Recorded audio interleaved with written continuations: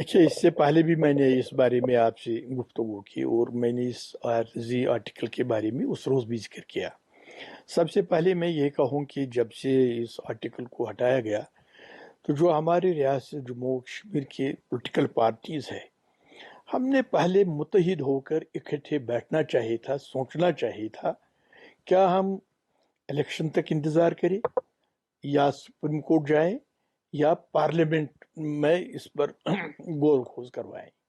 दो ही ऑप्शन थे इस बारे में, एक तो ऑनरेबल सुप्रीम कोर्ट, दूसरा है पार्लियामेंट। तो अब आपने देख लिया कि तवक्कुआत थे, उम्मीदें थे, दुनिया तो उम्मीदों पर ही कायम है।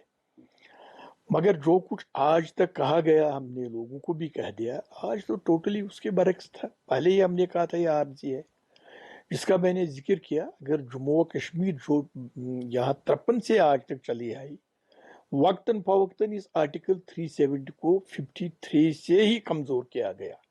हमारा एक जमाने में प्राइम मिनिस्टर हुआ का था, सुप्रीम कोर्ट अपना था, सदर रियासत हुआ करता था, और 64 में उसको भी बिल्कुल हटाया गया। उस वक्त किसी लोगों ने कोई बात नहीं की, और उसके बाद कुछ एग्रीमेंट्स हुई, इस पर कोई चर्चा नहीं हुई आर्टिकल 370 के बारे में।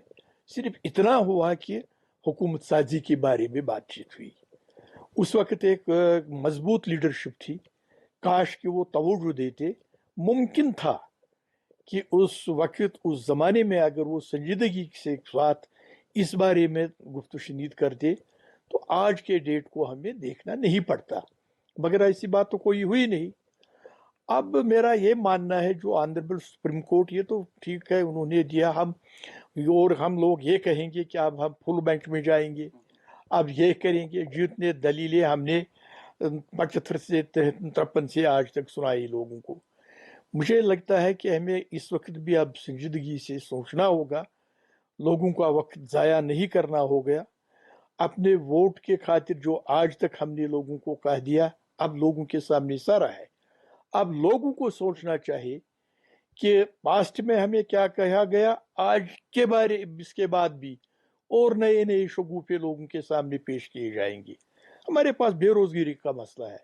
हाँ, एक बात है, हमारे नौकरियों के बारे में अगर बात हो, हमारी ज़मीनों के बारे में अगर बात हो, हमारे स्टेट सब्जेक्ट के बारे में बात हो, इसमें भी एक कानूनी तरीके से या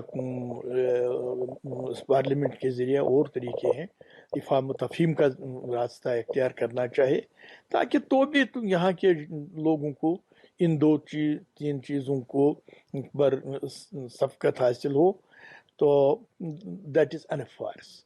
अब ये बार बार 70 साल हो गए हमें ये कहते कहते हुए। अब हमारे नौजवान पढ़े लिखे हुए हैं। जम्मू कश्मीर इक्तिसादी तौर इस वक्त बिल्कुल गरीब गुर्बत है लोगों में, बेरोजगार लाखों में पड़े हुए हैं लोग।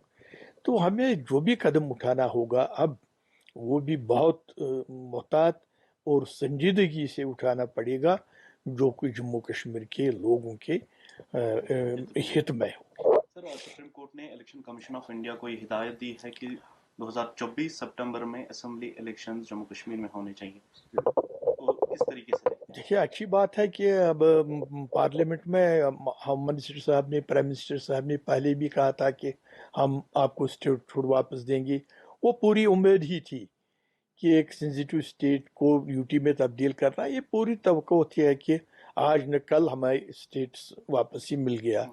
अब ऑनरेबल कोर्ट ने ये डायरेक्शन दी, तो मरकज को चाहिए कि जितना जल्दी मुमकिन हो इलेक्शन से पहले वो स्टेट हुड को बहाल करे, ताकि लोगों में एक एक एक उम्मीद की किरण नजर आए।